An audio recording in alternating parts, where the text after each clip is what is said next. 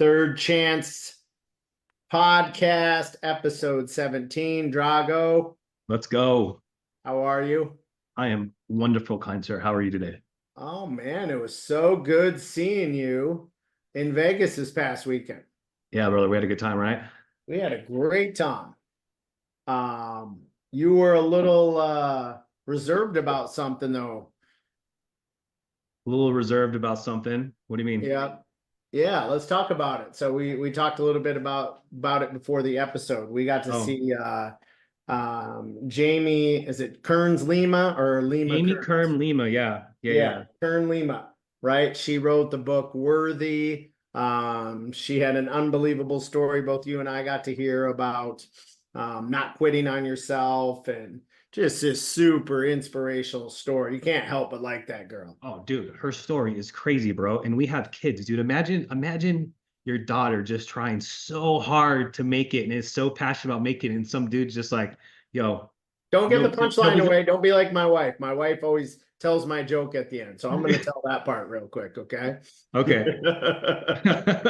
You read the book, so I want you to talk a little bit about the book. Let me talk about her talk a little bit, and then let's talk about the book. You talk about that, and Well, then I will ask you a few questions about how we just heard this talk, and then we go back to some self-worth issues you and I both have, right? okay.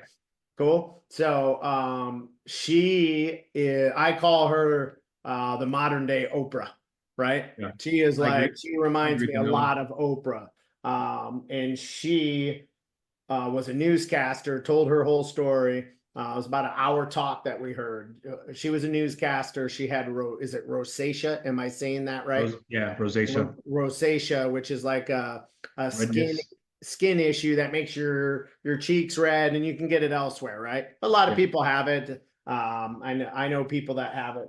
But anyways, she's this newscaster, right? So she is obviously self-conscious about how she looks, how she acts, how she portrays herself. Because as a newscaster, you can win or lose ratings just based off of how you talk and look. I mean, that's really all you're paid on. How you talk, how you look, correct? Yep. So she's Yeah. telling this story. Um, you know, it was her lifelong dream to become a newscaster. And then she finds out they don't make that much money. It's a little bit of struggle till you make the big time. And she had these reservations or self-esteem issues. And she had this skin condition on top of it. So she has her earpiece in, and she's hearing the producer of the newscast saying there's something on your face. There's Yeah. something on your face. Yeah. Wipe it off your face. Something's on your Wipe face. that off your face. There's something on Yeah. your face. I could imagine, like, gosh, I have a booger in my nose. Do I have a booger in my nose? Imagine reading a teleprompter, trying to have energy and enthusiasm, and someone's in your earpiece like, hey, yo, you got a booger in your nose. You got a booger in your nose. She couldn't do it, right? So there's dudes in her ear like, you got something on your face. You got something on her face. So she waits for break. She handles it well, but she has a rosacea. She's getting nervous, and when you get nervous, it comes out more. So they cake all of this makeup on her, right? And it starts to crack, and it looks worse. And she said she looked like what'd she say? Like a desert sand cracking, and that's what it Yeah. looked like. And you can Yeah. imagine this happen. So she thought of a product that would help fix that. She's like, I need to make makeup that fixes this problem. This makeup sucks and it makes me look terrible, right? So she left being a newscaster and she gets into the cosmetic industry, right? And how would you describe her? She is, God, beautiful, like drop dead beautiful. I would call her Country. I mean, she's like a country bumpkin, right? She kind of yeah, sounds like kind a little kind bit of like Dolly Parton. country, Yeah. right? Full figured girl, Yeah. right? And just the everyday girl. And I have three daughters, right? Um, and I'm kind of full figured, so I'm expecting one of them is probably going to be full figured, right? One of them's probably going to end up looking like me. Hey, my wife says they got big bones. They got big bones. You do have big bones. So, anyways, she goes through this whole story. She's told no 332 times, I believe, was the final count, she said. She's Yeah. told no on her products, sending samples, calling on people, And then finally, she gets an opportunity for this hedge fund, and she thinks this is her big break. She's going broke. She's borrowed money. I think she Yeah, said it was she's like at 3-4 years at this point. almost ready to go broke too. Remember, she said she was like in her living room, literally like a few paychecks away or money in the bank before they were literally going to go bankrupt. Going bankrupt, her husband's trying to do this for her. So what a man to stand behind his woman and have this belief, right? We'll get into that in a second, but she gets this big break. She makes this presentation and they tell her, hey, we might have interest, but you can't be the model. Yeah. Nobody, and it broke me into tears. My one of my loan officers that works with me, one of my colleagues, is sitting right next to me, and I was like, "Turn around, don't freaking look at me," because I was crying, and I was like, "Don't look at me, don't look at me," you know, 'cause I'm bawling hearing her stories. I have 3 little girls. I'm like, if some asshole said this to my daughter, I would freaking choke him out or Yeah. something Yeah. worse, We're right? we're fucking fighting for sure. Yeah, we're fighting if you say that to my daughter. And he said to her, no women buy cosmetics to hit a level of beauty that they think's unattainable, and you don't have that beauty, and no one's gonna buy it from you. From yeah. Right. So taking a dig at her looks and her weight. I'm like, Yes. Yeah. No, nobody oh would buy my, cosmetics from somebody with your body type and your facial structure, is what she said. that's how it went, right? I'm paraphrasing, but that's exactly what this guy said to her. So she gets told no 10, 15 more times. Goes to, you know, I'm pretty tough, I'm disciplined, I would have quit by then. There's no way I would have persevered through that. Yeah, I probably would have too. Right. And for a woman to do it and to have that fortitude and to have that belief in herself and to keep going, I'm just, by this time, I'm bawling. You know, I'm like, oh my God, this girl is incredible. So she keeps going. She gets a trade show opportunity to display her product. There's other people there. QVC is one of them, by the way, who the top of QVC has already personally called her and told her no. No, Right? yeah. No, your product's not for us. We will not help you. We appreciate you. Stop stocking us. Stop sending us your samples. We don't want them anymore. We're a hard no. And this guy was like the top of the beauty industry, right? So she gets to this trade show. The rule was you can't go talk to any of the other vendors. You definitely can't go up on Cosmetic Row, like the big Sephora's and Ulta's and QVC and all these big players. Like, don't go up there. You don't leave your table, right? But our girl has the fortitude to go do that, right? If she was a guy, we'd say she has big balls, right? Yeah. I think she said she listened to her gut, is what she said. yeah. So she went and they went to QVC and tried to talk to their buyer, and they're like, "Yeah, we know you. We get your samples." And she believed in herself enough to keep going. Say, "I just need an opportunity. I know this is going to be great. Give me one chance on your show." So she gets this opportunity.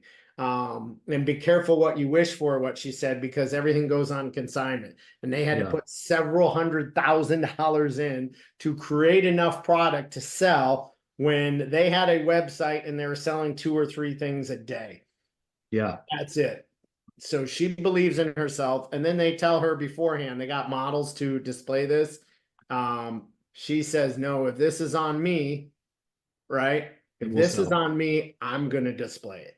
With somebody already telling her no one would buy anything that looks like you and is essentially no one you're not pretty enough and you're too big, right? Is what they essentially tell her. So this would be back in her mind, right? But she goes on and does it, right? And she kills it. They sell out. They ask her to come on again. She sells out again. She goes on this long run of success, right? Yeah. But it took her, how'd she say, 6-7 years, right? Yeah. Being broke. Now, then she has all this success and she gets the opportunity to sell her product, doesn't take the initial offer, which I think she said was like $500 million. Yeah, crazy. Pulls out for more. says, I believe in myself. I know I'm a billionaire. I created $1 billion product, holds out, pits these 3 companies against each other, and gets paid $1.2 billion to Dude, sell her company to L'Oreal. think about that. It takes 11 days to count to, or maybe 11 minutes, 11 days to count to 1 million. To get to 1 billion, it takes 32 years. What? 32 years to count to $1 billion. So that's me and you going like this with $1 for 32 years. Insane. So, I mean, just an unbelievable story of perseverance, of believing in yourself, of not letting someone tell you you're not good enough, you don't look good enough, you're not skinny enough, you're not beautiful enough. Like, I'm sitting there thinking the whole time she's talking, like, I'm pretty tough and I'm disciplined and I don't quit, but I don't think I have her perseverance. I don't think I quite believe in myself as much as she did. I don't think I would have been able to keep going without having self-doubt. So she wrote this great book called Worthy. Tell us a little bit about it. And then let's talk about why those of us in addiction need this self-belief, how this thought process and this seeing our value in ourselves can help us get through addiction, habits, recovery. Yeah, the book, I mean, the book Worthy, obviously it's self-explanatory, right? It talks a lot about your worthiness. And so that's something that I struggle with. And that's something that book was somebody requested I read it, right? And so that's how I knew about her before I got to see her speak, which was, she was unbelievable when she spoke. But to me, that book, like, she talks about how you could be this person with super outgoing and super successful and have it all, look like you have it all, but but you have medium or low self-worth. And that's what I've always struggled with coming out of addiction. Like, you know, things have been great for me. Things are only getting better. I'm going places that I've never dreamed I could go to. And so I struggle sometimes with when I'm in these rooms with these brilliant people and these people that are making millions and millions and millions of dollars, and they're pouring into me, and I'm like, whoa, do I belong here? And so that's why that book was recommended to me. And yeah, man, it's a good read for sure. You should definitely check it out if you check it. But for me, Let me ask a question. How did it help you in that self-worth, self-love, and a few things maybe that the book says that has helped you, right? How you still revert back to some of these bad behaviors and have to catch them, right? And then one more thing, how do you think it can help our listeners in their lives, and especially if they're going through recovery or addiction currently? I'll tell you right now, and I read these every mornings. What the big takeaway for me was that I'm worthy exactly how I am today. I don't need to get to this level of success to have this self-worth. I'm worthy today. I'm worthy for being able to do what I want to do, but having that self-worth, which I say that and I'm like, yeah, I'm worthy, and I'm worthy to be here, and I'm worthy to go in these rooms and be taught and coached by all these great people. But I am working on my self-worth is like medium, you know what I'm saying? Which I want to be here, right? So in that book, let me pull up my notes real quick. This is what I got out of this book, and these are my affirmations that I read every morning. I am more than enough exactly how I am today. I am inspired. I am a magnet for awesomeness. I am a go-getter and a relentless dream chaser. I am destined for greatness. I am ready to make it happen today. I love where I'm at right now, and I give this moment my best. Those affirmations did it for me, right? That's when I read that every morning when I wake up. So the Miracle Morning, which I've mentioned as a tactic to help you through recovery, which really helped me, the meetings, the community, and getting a morning routine and my time blocking dialed in, that didn't allow for party time, right? That was super important for me. And part of the Miracle Morning is affirmation. So that has helped you. Yeah, 100%. Getting up and being intentional with what I'm saying. I actually read it twice just so I You, can remember what I said. So I'm intentional about it. you can't think positively about yourself if you can't speak out loud positively about yourself.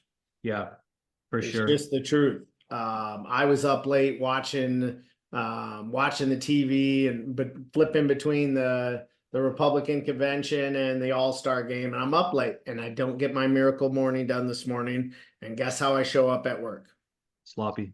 Pissed off. No, I'm not sloppy, but not no gratitude, not feeling great about myself, not speaking some things that I had issues with. My mom's not doing well. I had to go move her to a higher level care facility. It's impacting me a little bit more than I was expecting it to, and I just wasn't guarded of my mind and my worth and my gratitude this morning. Didn't write in my gratitude journal, listened to a little bit of the Bible because I caught that I was in a bad space. And then, probably went too far on my team today in our team meeting about some things I was upset about. And it wasn't that, it was all this stuff that I dealt with of insecurities and self-worth of dealing with my mom, being back home, thinking about the people I put through hell when I was going through addiction, the stealing, the lying, the cheating, right? And that just all comes back when I go back home, Yeah. right? So, I and feel not, the same. I feel the same way when you say that. Like when I go back to where I grew up, I tell my wife all the time. I go because I want to spend time with my parents and I want time with my brother. But I'm just uneasy. I didn't never like the person I was there, and it's a lot. yeah, yeah, Yeah. crazy. So be guarded of your miracle morning, right? Be cognizant. I fell off a little bit. I know it now. I'll get back on it tomorrow and I'll show up. We're gonna fall off. And we've talked about this. I'm 14 years sober with 14 years clean with about 4 or 5 relapses, right? And I always fell off the wagon a little bit and I'd get right back on and get back into my routine and just get better. So Yeah, for sure. But to speak on that, okay, so like we had a great time this weekend, and I did such good stuff, right? And then we all decided to go out to dinner, right? So they're like, "Hey, Drago, hook us up. Let's go someplace good." So we went to this really popular steak place called Barry's, right? And I know we had like 15 Yeah, if you're in people. Vegas, check out Barry's, man. It Yeah, was that place spectacular. that place is awesome. So, Woo! we're sitting there waiting, and me and my wife and you, and we're bullshitting, and like what happens at this place is you walk into Circa's the casino, and you go down the elevator, and you're down in like this little stairs, and it's just that you walk right into the restaurant, and we're sitting there waiting for everybody to get there, and But hold on, let's set the stage. I mean, because it was noticeable, right? Because yeah. it was, there's all of us down there, and obviously I look the best. I look the most athletic. I look like the person down there, like the superstar. And then one person walks in that looks more athletic and better than me. Who was it? Yeah, Max Crosby. Max Crosby, my favorite football player, my wife's favorite football player. And I And remember, I say this joking because he stands right yeah, next to me, and I'm yeah, about 2 feet shorter than. yeah, he's like 27 feet tall in real life, but that's my guy. That's my guy. And I remember looking at my wife and she said, "Oh my God, it's Max Crosby." So, and listen, he's coming down here by himself, not with entourage, by himself, and there's nobody there. It's just us. And I Me, Samantha, you, Max, and Greg and Tiffany. That's all it was. I I let I let him walk by. I didn't have enough worthiness to feel like, hey, dude, I'm Jeff Dragovich. I'm a local here in Vegas. My wife's literally your biggest fan. She wears your jersey with my name on it. It's kind of weird, like, hey, stop for a second and come to grab a picture with us and shake my hand. And then She I sleeps just with like, me while thinking about you. yeah, yeah. And then when we That might left, have been a little weird to say. but listen, we were leaving, and me and my wife were all talking on the way home. I was like, damn, that was my shot. That was my shot to say what's up with them. And we had just did all this training, and and I'm like, dude, I myself, I believe my self-worth wasn't, I don't believe I'm worth talking to him. What? That makes no sense. Why? I just felt like, hey, I didn't want to bother you. But in reality, like my self-worth is maybe medium to low. Like I'm outgoing and I'll talk to anybody, but you're gonna, what did she say? You're gonna rise to the occasion of your self-worth. And that's what when I left, I'm like, dude, I gotta work on that. Like that, you know what I'm saying? Yeah. Well, I think that comes from affirmations, right? I think, and I was that way a little bit too. And then I was by him in the bathroom and I just said, I'm going to talk to this dude. He's just normal dude, right? Yeah. I should have asked him on the pod. Max, if you're one of our listeners, we need you on the pod. Yeah, dude, let's go. He's been through some addiction problems, like super good dude. Yeah. I sat and chopped it up with him in the bathroom. Probably would have been weird if I would have asked him for a picture while we were both in You like had a conversation in the bathroom. You didn't chop anything up because in Vegas, oh yeah. I chopping should clarify. something I mean, completely chopping it up, talking. Yes, yeah. I don't want to get Max or myself into trouble. We were chopping up a conversation, right? That did sound bad. Thanks for cleaning that up. But yeah, man, it is like it's just feeling worthy. Yeah. Yeah. He's a special athlete, but he's legendary at that one thing. Doesn't make him legendary at anything else. He's just a normal dude like me and you. Yeah. And not that like he put these people on a pedestal. I just realized when we were driving home, man, like, man, I need to work on my self-worth. You know, you read a book and you do some affirmations. It's a work in progress, and I know that. But now that after I left, I was kind of like a breakthrough for me because we had just listened to her talk a couple hours before, and what stuck out with me is she's like, you are only gonna rise to the level of your self-worth, and if you want to get to these places and you want to do these great things, you have to have high level of self-worth. And that's what stuck me because I let that dude walk right by and I didn't put my hand out and say, hey, what's up, man? He's just like any other dude. You know what I'm saying? So that's what the big thing for me, the breakthrough for me and doing that whole event, which that event has to do with marketing and like presenting yourself awesome. And I got something completely different than I wasn't expecting. Well, I just think there's a lot of takeaways for our subject of recovery and addiction. Like Sure. The truth is, addiction can create shame, right? Shame creates reduction of your self-worth. Reduction of your self-worth creates hopelessness. And it's this big vicious cycle that will continue on if you don't find a way to break it. Right. Yeah. So we continue to come back to this, but I'm all about this being tactic-based recovery, right? I needed to find my faith, right? And my faith helped with my self-worth, right? Then I needed to find fellowship. I needed to find a community that we could recover in, right? And me and you have that. We're brothers. We're here for each other. I knew you checked in on me, right? We'll talk about my visit for a second, right? You checked in on me. We have that fellowship. I found that in NA. You can find it in AA. You got to have fellowship, right?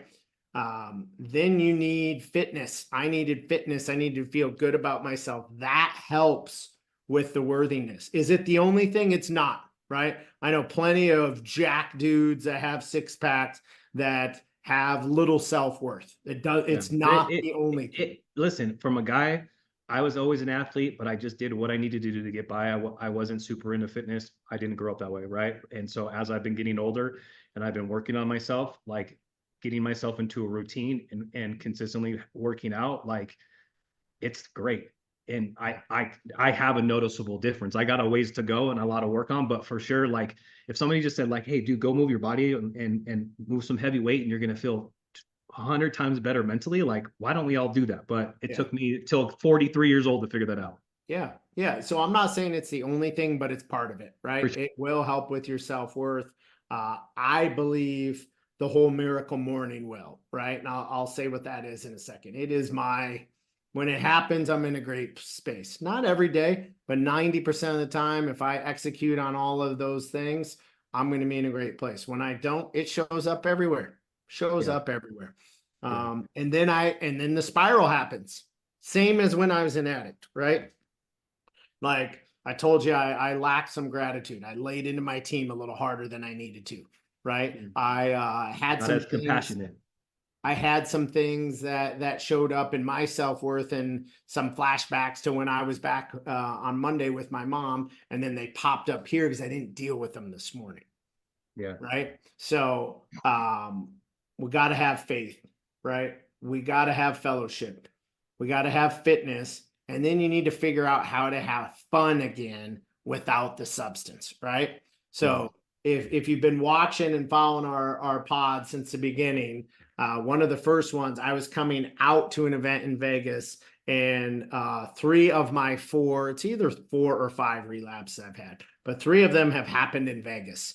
And this was my first time going back since the last relapse I had, which was 6 years ago now.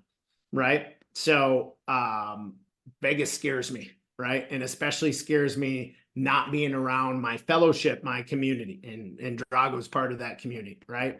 So I did it last time in April, but I had my people around me, not just This Drago. time I had a people little around different. me Yeah. watching me that are business partners and friends that I was open with about my previous struggles in Vegas, why I struggle in Vegas. So this time I went without, those people were still around, but the shackles were off a little bit. I didn't have anyone watching me, right? So I needed to reintroduce the fun, right?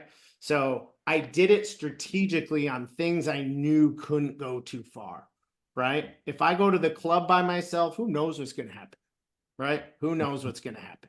I have a lot of self-control now, but I'm not going to put myself in that situation, right? So I went to a Kevin Hart show in the hotel that lasted till like 12:30, and then I went and had a drink with a friend right outside of the hotel. I did not allow myself to leave the hotel. That was Friday night. Saturday night, I had dinner with you, and then I went with 2 friends out for a drink, right? So we go to the nightclub at the hotel we were at, and things were getting out of control, right? Not for me, but the people around me, the people I was around, right? Now I was with a friend and former student that I used to coach, but I started I'm like, I'm noticing patterns here. And I thought about what I would have used to do, right? In my addict days. And I started seeing some patterns and things coming up. I'm like, I'm shutting it down. I'm going to bed. Yeah. Say We call goodbye to that all the people. you played the tape, right? Like you played okay, so if I make this decision, like okay, play it through. Like what's gonna happen here? Right. So now I'll tell you how it else is showed up. So I had that strength. I got through it because I noticed the patterns and I learned from my previous mistakes of relapsing, right? Yeah. But that shows up everywhere. There's addictions everywhere. So now my recent addiction is at 2 o'clock, I go have an iced coffee. And I've been starting to have the cookies, Drago, with it, Oh, and the dude, don't brownies do every it. day. Don't do it, brother. Don't I did it 3 days in a row. And I'm telling you, the last 2 days since I've been back, I didn't do it because I showed the wherewithal and strength while I was in Vegas to notice these addictions that I have and patterns and to say no and stop the impulse. Yeah. All it is. Now, I'm saying this, paraphrasing and talking about it being easy. Keep in mind, this is an almost 15-year journey now that I've been on to notice this. So those of you that are still, I have a friend who's relapsing once in a while. He's getting over alcohol. He went, last time I talked to him, 42 days sober, right? Then he fell off. You can't have all the shame and guilt and beat yourself up about it. You got to get back on, learn from the mistake, isolate why you made the mistake and learn from it. Yeah. So, man, I just some agree with things you. I wanted to talk about in our trip and the event. And I knew the whole Max Crosby story and it is just, it all comes down to self-worth. It all comes down to how you see yourself. And we are our biggest critics. We are our biggest enemies. We are not usually the nicest to ourselves, probably the meanest. And then when we think of others' perception of us, we blow them up too far, and they're probably not as mean to us as we think they are. Yeah. Yeah. So listen, I'll manifest meeting him again and I'll tell him that story. We'll have a good chuckle. But that was my breakthrough. I let the dude walk by and I just, man, I gotta work on this self-worth. Yeah. You talk about it, you do the things, but it's a work in progress, right? It's just one day at a time. That's all we can do. All I can control is the next 24 hours. I think Barry's every Saturday night is his spot. So you just got to go back there. Probably, He seemed probably. like he was very well connected there, and they Yeah, took he just excellent rolled care right of in. him. Yeah, for sure. Yep. Well, man, that's what I had to talk about today. Yeah. Why don't you take us out and end on anything you've been working on or successes you have or tactics that can help out our listeners going through some form of addiction, Man, drink I think recovery, and something they're trying to change in their life. I think we hit on all the topics today. We wanted to just get that out there with what we did at the event and worthiness. I'll tell you this: if you're watching this right now and you're like me and Chad do this to fill our cup up, right? Like, but the end goal is to help people get sober. So if you're in a position and you're thinking about getting sober and you want somebody to talk to, hey, we're always available. We'll put our mobile numbers in the chat box. Like, we will give you our personal numbers. I say it every podcast. I would much rather take a call from you or text you at 3 o'clock in the morning than have to go to your funeral. We do find happiness. We do find love. We do find financial freedom if you want it, and it's there, and we can direct you into the right appropriate places to help you with that. So that's why we're doing this. And And so you're worthy of all those things. you are worthy of everything. Everything, you are worthy of everything exactly how you are today. That is the most true statement you could ever say. If you can do it, anybody can do it. Dude, If I can do it, if I could do it, anybody could do it. Yeah. especially you, if you can do it. Yeah, for sure. And I say that because I like to bust my buddies' balls, but the truth is I've hit some of the lowest points, rock bottom, trying to take my own life, overdosing intentionally, losing a friend who did the same, right around when I was struggling with all these things. And the truth is there's no low point you can't overcome, right? Yeah. If You need to do the work, brother.